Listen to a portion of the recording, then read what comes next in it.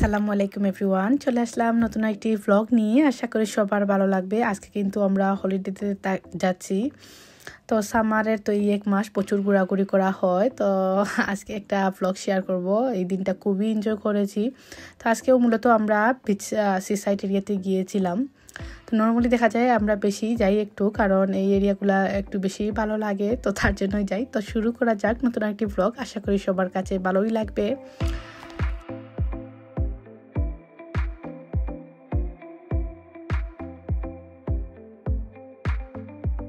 এখন আমরা আসলে লন্ডন ব্রিজটা প্রথমেই পাড়ি দিব। তো আমাদের তো বাসার কাছেই এই ব্রিজটা। তো অনেকেই দেখা যায় অনেক টুরিস্ট মানে অনেক দেশ থেকে এই জায়গাটাতে আসেন দেখার জন্য। তো আমরা তো এই জায়গাতে সবসময় দেখি। তো আমরা সবসময় চেষ্টা করি একটু বাইরে দূরে কোথাও যেতে। আসলে নিজের এলাকাটা নিজের কাছে সবসময় আসলে দেখতে দেখতে একটা অভ্যস্ত হয়ে যায় না। তো তার জন্য তো যতটুকু সম্ভব আসলে সকাল সকাল বের হওয়া যায় বাচ্চাদেরকে নিয়ে রেডি হয়ে, ততটুকু বের হয়েছি কোনো রকমে। তো আজকে আমরা মূলত লন্ডনের পোর্টসমাউথে যাচ্ছি। তো এটা একটু কান্ট্রি সাইডের মধ্যেই পড়েছে, তবে ততটাও না। আসলে এরিয়াটা খুবই সুন্দর, আমার আসলে খুবই ভালো লেগেছে। একটু কান্ট্রি সাইডের মতন মনে হয়েছিল। দেখতে পাচ্ছেন রাস্তার দুই সাইডটা কত সুন্দর, আকাশটা আরও কত সুন্দর। আসলে আমাদের এই ব্যস্ত জীবনে আসলে প্রকৃতিটাকে এনজয় করার খুবই প্রয়োজন, তাহলেই হয়তো আমরা একটু রিল্যাক্স থাকতে পারবো, মানে মানসিক শান্তি পাবো। তো আমরা এখন যে ব্রিজটার নিচে দিয়ে যাচ্ছিলাম, এটা আসলে পুরোটা পাহাড়ের উপর করা হয়েছে। মানে আমি তো দেখে একদমই অবাক, প্রথমে একটু ভয় পেয়েছিলাম। তারপর উনি বলছিলেন যে কোনো কিছুই হবে না, যুগের পর যুগ এরকমই রয়ে যাবে। পুরোটা আসলে পাহাড়ের উপর। আসলে দেখতে পাচ্ছেন কতটা বড় লিঙ্ক। আসলে আমি তো অনেকটাই রেকর্ড করিনি, তারপর স্পিড বাড়িয়ে দিয়েছি। এত বড় পাহাড়ের ভেতর আসলে এই ওরা লিঙ্কটা করে নিয়েছে, কিভাবে সম্ভব? আসলে পৃথিবীতে আসলে মানুষরা সব কিছুই করতে পারে। এটা আসলে এই ব্রিটিশ জাতিদেরকে না দেখলে হয়তো বিশ্বাস করা যেত না।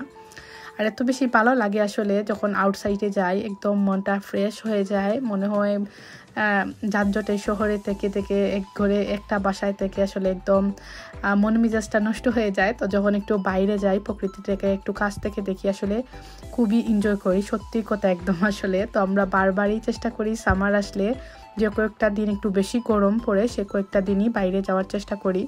আর হ্যাঁ, আজকে কিন্তু আমরা 2 দিনের সফরে বের হয়েছি, কারণ এত লম্বা সময় ধরে আসলে সারাদিন জার্নি করে বাসায় আসার পর বাচ্চারা অসুস্থ হয়ে যায় একরকম। তো তার জন্য ভাবলাম 2 দিন বাইরে থেকে এই এরিয়াটাকে একটু দেখে যাই, তাহলে হয়তো একটু বেশি এনজয় করতে পারবো। তো এখানে আসার পর গাড়ি পার্কিং করার সময় আসলে আমাদের সঙ্গে একটা ঘটনা ঘটে যায়। আমরা প্রায় 10 থেকে 15 মিনিট থেকে আসলে গাড়ি পার্কিংয়ের জন্য জায়গা খুঁজছিলাম। মানে টাকা দিয়ে যেহেতু এই জায়গাতে প্রে করা হয়, সব জায়গা আসলে সব গাড়ির জন্য অ্যাভেলেবেল করে রাখা হয় না। তো আমাদের গাড়ির জন্য যে জায়গাটা আসলে বা যে পার্কিংটা কাছেই হবে, সেই পার্কিংটা আমরা খুঁজছিলাম। তো যদিও হোটেলের সঙ্গে আসলে আমাদের পার্কিংটা ইনক্লুড ছিল, তো আমরা চাচ্ছিলাম একদম আমাদের বিচের সাইডে গাড়িটা পার্কিং করি। তো এই তো উনি রাস্তার সাইডে আসলে গাড়িটা অনেক সময় ধরে মানে দাঁড় করিয়ে রেখেছিলেন, একজন বের হবেন বলে। আর আমরা ওই জায়গাটাতে গাড়ি পার্কিং করব। তো ঠিক ওই সময় আসলে একজন এসে একজন ছেলে মানুষ আসলে গাড়ি নিয়ে এসে একদম আমার বডির উপরে দিয়ে তুলে নিচ্ছিল। আমি দেখে এত অবাক হলাম যে এই দেশে আসলে মানুষ এত উপদ্রব। আমার মনে হয় প্রথমে এই মানুষটাকে দেখলাম। এই দেশের মানুষের ব্যবহার এত সুন্দর, মাঝে মধ্যে মনে হয় ওদের ব্যবহার দেখলে আসলে আমাদের আসলে অনেক কিছু শিখার আছে। তো যাই হোক, এখানে কিন্তু ওই যে উনি বের হচ্ছেন ওনার এক ছেলেকে নিয়ে। তো উনি একদম আমি এই জায়গাটাতে ঠিক এই যে এখন উনি পার্কিং করলেন, মানে আমাদের গাড়িটা পার্কিং করা হলো এই জায়গাটাতে আমি দাঁড়িয়েছিলাম। উনি এত তাড়াহুড়া করে গাড়ি নিয়ে ভিতরে ঢুকতে চাচ্ছিলেন যে কোনো রকমেই হোক জায়গাটা ওনাকে নিতেই হবে। আর আমরা যে এখানে প্রায় 15 মিনিট থেকে ওয়েটিং করছিলাম, উনি মানুষ আসলে যে কোনো জায়গায় আসলে ভালো খারাপ দুটি হতে পারে, সেটা আজকে আবার আমি বিশ্বাস করলাম। তো আমার একদম বডির উপর দিয়ে আসলে উনি গাড়িটা তুলে নিচ্ছিলেন। তারপর আমাদেরও খারাপ লাগলো। এখানে আরও অনেক মানুষ ছিলেন, ওনারাও বলছিলেন যে এটা একদমই ঠিক হলো না, আসলে সব মানুষ ঠিক না। তো আরেকজন কিন্তু বের হচ্ছিলেন ওই সময়, মানে ভাগ্যবশত আমরা পেয়ে যাই পার্কিংটা। তো গাড়িটা পার্কিং করে এখন আমরা আসলে এরিয়াটা একটু ঘুরে দেখবো। তো দেখা যাক।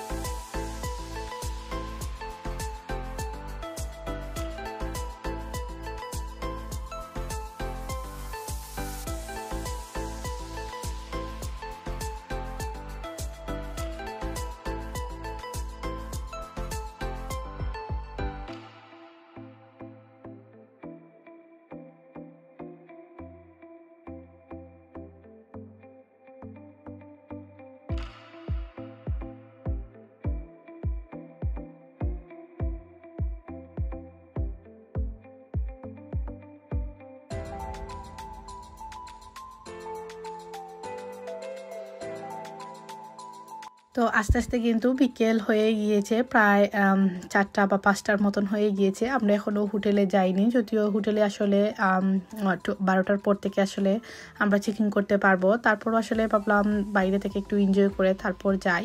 তো এখন আমরা বাচ্চাদেরকে নিয়ে একটু পুরো দিনটাই এনজয় করেছি, করার পরে এখন আমরা হোটেল চেকিংয়ে চলে এসেছি, কারণ বাচ্চারা অনেক টায়ার্ড হয়ে গিয়েছিল। তো আসার পরেই তো আমরা 2টা রুম নিয়েছিলাম, বাচ্চাদের জন্য একটা আর আমাদের একটা বেডরুম ছিল।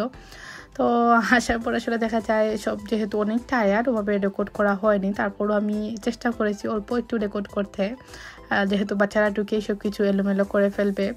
আর একদম লাস্ট সেকেন্ডে আসলে আমরা হোটেল বুকিং করি, আর এই সময় হোটেল পাওয়াটা অনেকটা টাফ হয়ে গিয়েছিল। তো কোনো রকমে আসলে আমরা যে 2 দিনের জন্য আমরা বুকিং দিয়েছিলাম, ওই 2 দিন যেহেতু বেশি হট ছিল, তারপরে কিন্তু আবার লন্ডনে ঠান্ডা পড়ে যাবে এরকমই ওয়েদারে দেখাচ্ছিল। তো এই 2 দিন আসলে ফুল বুক হয়ে গিয়েছিল প্রত্যেকটা হোটেল। তো অনেক কষ্ট করে এই 2টা রুম আমরা পাই। আমরা চেষ্টা করেছিলাম এই ভালো ওয়েদারের মধ্যে আসতে।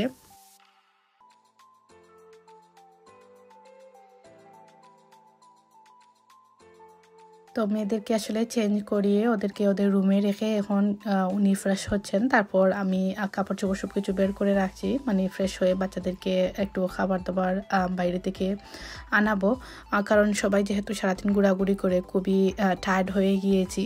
তো বাচ্চাদেরকে তারপর আমরা ফ্রেশ হয়ে প্রায় সন্ধ্যার পর আমরা খাবার অর্ডার করি, যদিও এত বেশি টায়ার্ড ছিলাম। আর রাত্রে প্রায় যেহেতু 10টার মতন হয়ে গিয়েছিল, সব রেস্টুরেন্ট বন্ধ হয়ে গিয়েছিল, তো আমরা টেক ওয়ে নেই, বাসায় হোটেলে ডেলিভার দিয়ে যায় ওরা। তো এই তো খাবার এসে গিয়েছে, বাচ্চাদের পছন্দের বার্গার আর পিৎজা। ওদের জিজ্ঞাসা করলে এই 2টা তো মাস্ট বি ওদের লিস্টেই থাকে সব সময়।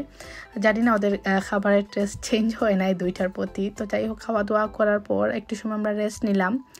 11টার পরে আসলে আমরা বের হই আবার বাসার থেকে, কারণ বাসা হোটেলের ভেতরে তো গরম লাগছিল, রুমের ভেতর কন্টিনিউ এসি চলছিল, তারপর আসলে একদম স্লো ভলিউমে চলছিল, আরও গরম লাগছিল। তাই বাইরে বের হওয়াতে খুবই আরাম লাগছিল, যেহেতু সমুদ্রের সাইডে আসলে খুবই ঠান্ডা বাতাস বয়। তো আমরা বাইরে এসে কিন্তু একটু ঘোরাঘুরি করলাম, এটা দেখলাম রাতের বেলা বিচ দেখতে কেমন। তো এখানে কিন্তু আরো কয়েকটা ফ্যামিলিও রয়ে গিয়েছে, এখানে ওরা বারবিকিউ করছিল, তারপর রাত্রে মনে হয় এখানেই থাকবে। দেখে আসলে ভালো লাগছিল, আমার কাছে মনে হয় কয়েক ফ্যামিলি মিলে গেলে আসলে এভাবে এনজয় করা যায়। আর আমরাও কিন্তু আমরা আর আমাদের বাগনার ফ্যামিলি আসলে একসঙ্গে মিলেই আমরা এসেছিলাম। তো ওনারা আলাদা হোটেলে বুক করাতে সেম হোটেল না হওয়াতে আসলে রাতের বেলা আর ওভাবে বের হয়নি। তো ওনাদের সঙ্গে আসলে দিনের বেলা আমরা অনেক এনজয় করি। আর এই তো রাতের বেলা আমরা একটু বাইরে ঘোরাঘুরি করলাম, এরিয়াটা দেখলাম, বেশ ভালো লাগলো। শরীরটা অনেক ঠান্ডা হলো, খুব একটা গরম এখন আর লাগছিল না। তো সবাই অনেক টায়ার্ড, তোরা এখন বাসায় ফিরে যাচ্ছি। আর পরের দিনের ব্লগটা কিন্তু পরের দিনই আপলোড করব, আশা করি সবাই দেখবেন। আসসালামু আলাইকুম।